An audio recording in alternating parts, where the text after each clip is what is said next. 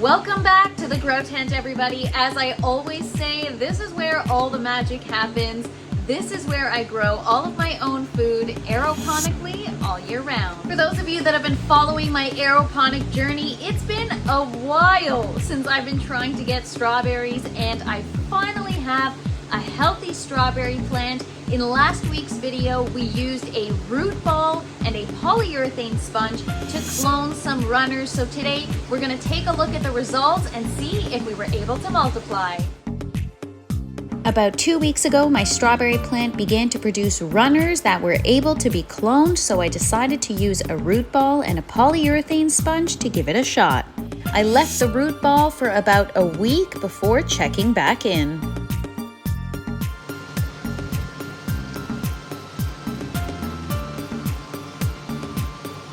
All right, big reveal. So there are roots for sure, and they're growing through the sponge.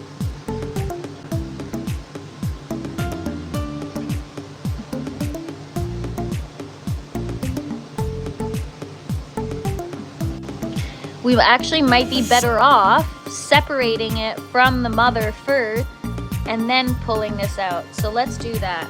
I'm gonna go get scissors. So typically when you're trying to propagate strawberries, it is best practice to root the runner prior to separating it from the mother plant. So that's what we've done.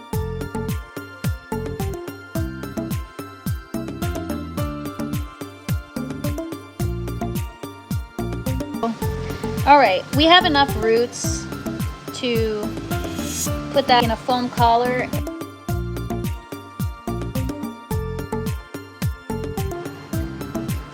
So I want the roots to reach the bottom of the net pot so that they can easily get saturated, so that we don't have any wilting or stress beyond what's already happening.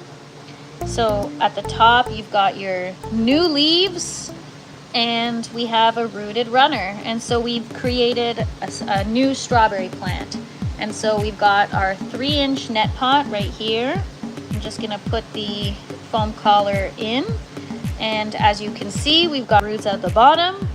Into the bucket it goes. But I also cut a runner off and tried propagating it in some water just to see what would happen. We have this one that we propagated and just put in water. Normally you want to root the runner before separating it from the original plant, but the chat voted that we try it, so we did, and we did get roots, so it is possible. Both operations were performed on the same day, but the root ball gave us much better results. What this experiment demonstrates is that it is most effective to root the runner while it is still attached to the original plant, rather than cutting it and rooting it after the fact. Although cutting the runner and propagating it in some water before it's even rooted still works, it did take a while for the roots to form, making the other method much more effective.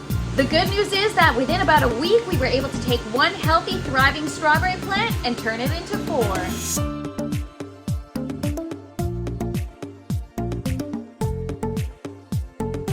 Here is our mother strawberry plant that we took our clones from. She is getting so large and is so lush. She is coming on 5 months old since we started her from seed, and I can't believe how far she's come. Most strawberry plants typically take up to 12 months to start producing fruit, so I am so surprised that she is already giving us flowers and some strawberries.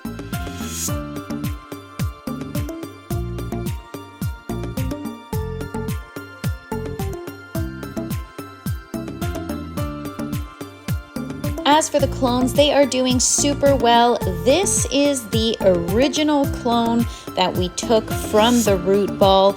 As you can see, it's already flowering, and we've got some nice roots starting to form and grow out of the net pot. And right next to it, we've got the cutting that we took prior to rooting the runner and propagated in water.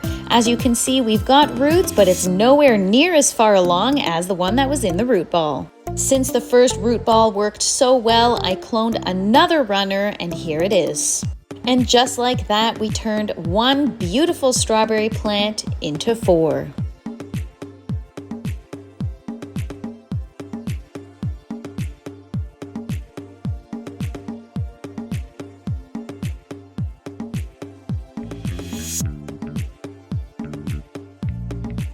we have all these strawberry plants, it is time to optimize their growth by perfecting our environment. The first thing I'm focusing on in the environment are the lights. Strawberries require quite a bit of light in order to flower abundantly. Over the last couple of weeks, I've been learning how to use my Pulse Pro, and so we checked the PPFD, realized it was a little too low, so I increased my lights, and ever since, I've got tons of flowers popping up on my strawberry plant.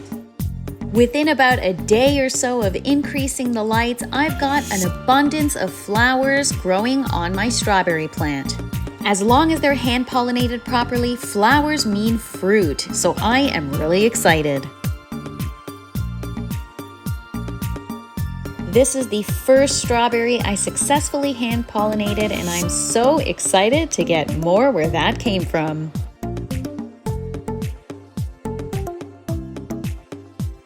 The environment in conjunction with the nutrients is going to give us an abundance of strawberries. The more flowers you have means the more strawberries you have, and the more pollen your flowers produce, the easier it'll be to hand pollinate in your indoor garden. In an upcoming video, I will focus on all things hand pollination when it comes to strawberries in your indoor garden. And if you're interested in all things indoor gardening, aeroponics, growing your own food, or just good vibes in general, please don't forget to like, share, and subscribe. Thank you so much for watching, and as always, follow me to learn more.